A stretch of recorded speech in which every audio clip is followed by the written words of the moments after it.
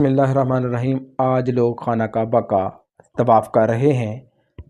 پوری دنیا سے مسلمان جن کو اللہ تعالیٰ نے طاقت اور ہمت دی ہوئی ہے، صاحب استطاعت ہیں، وہ خانہ کعبہ کی زیارت کو گئے ہوئے ہیں۔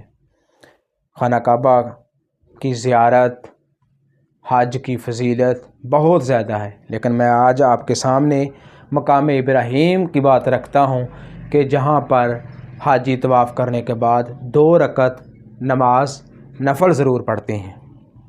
مقام ابراہیم یہ ایک مقدس پتھر ہے۔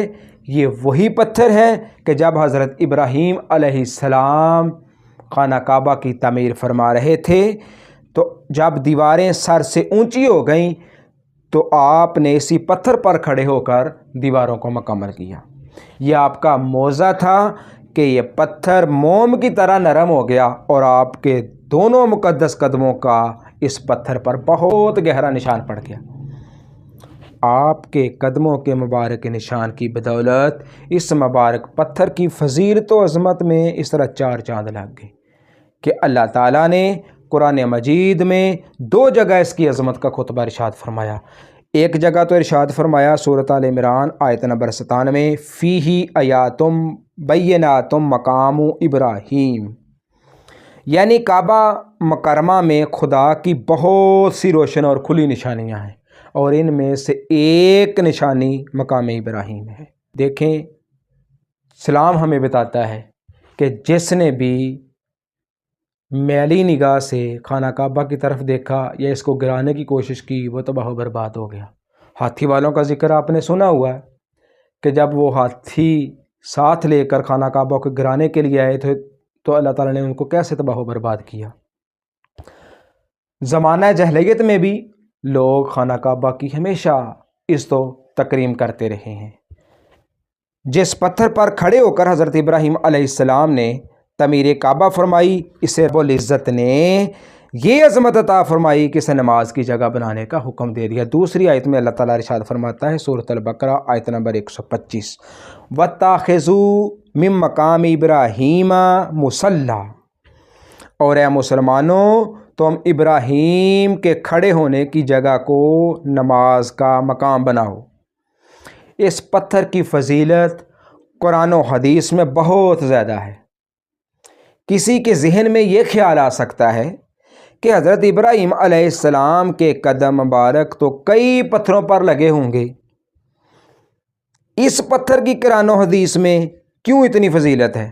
تو اس کی فضیلت اس لیے ہے کہ اس پر کھڑے ہو کر حضرت ابراہیم علیہ السلام نے اللہ کے گھر خانہ کعبہ کی تعمیر کرتے ہوئے اپنی نسل میں سے آخری نبی حضرت محمد صلی اللہ علیہ وآلہ وسلم کے پیدا ہونے کی دعا فرمائی تھی۔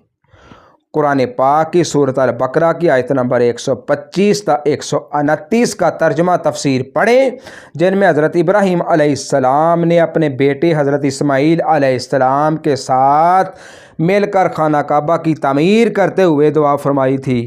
کوئی زیادہ عرصہ نہیں ہوا کہ کچھ مخصوص لوگوں نے ولادت رسول اکرم صلی اللہ علیہ وآلہ وسلم پر اعتراض کرنا شروع کر دیا ہے اور سوشل میڈیا پر توہین آمیز مہم شروع کر دی ہے۔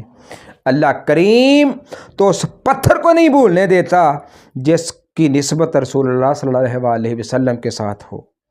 اسلام کا مطالعہ کریں تو معلوم ہوگا کہ یہ پتھر کئی ہزار سال خانہ کعبہ کے کونے میں پڑا رہا۔ آندھیاں آئیں، بارشیں آئیں اور طوفان آئے، لیکن یہ پتھر محفوظ رہا۔ ایسے حالات و واقعات بھی آئے کہ خانہ کعبہ میں لوگوں نے عبادت کے لیے اپنا الگ الگ پتھر رکھ دیا۔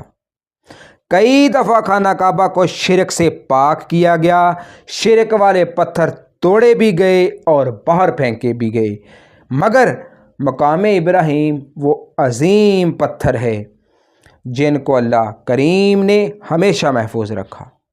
آج لوگ حضرت عمر رضی اللہ تعالیٰ عنہ کی توہین کرتے ہیں۔ حضرت عمر رضی اللہ تعالیٰ عنہ نے ہی عرض کی تھی کہ یا رسول اللہ صلی اللہ علیہ وسلم، ہم مقام ابراہیم کی جگہ کو نماز کی جگہ بنا لیں، تو وہی آ گئی تھی وَاتَّخِذُوا مِن مَّقَامِ إِبْرَاهِيمَ مُصَلًّى۔ مقام ابراہیم کو نماز پڑھنے کی جگہ بنا لو۔ اللہ کریم ہمیں مقام ابراہیم کا ادب و احترام کرنے کی توفیق عطا فرمائے۔ آج جو لوگ حج کے لیے وہاں گئے ہوئے ہیں ان کو کہیں کہ وہ طواف کرنے کے بعد وہاں پہ 2 رکعت نماز نفل نہ پڑھیں تو کیا ان کا حج قبول ہو جائے گا؟ اس پتھر پر کھڑے ہو کر اللہ کے خلیل اللہ نے خانہ کعبہ کی تعمیر فرمائی تھی، اور وہاں پر کھڑے ہو کر اپنی نسل سے نبی کریم صلی اللہ علیہ وسلم کے پیدا ہونے کی دعا فرمائی تھی۔ اللہ کریم نے اس لیے اس پتھر کو مسلمانوں کے لیے نماز پڑھنے کی جگہ بنا دیا۔ یہ مقام ابراہیم ہے۔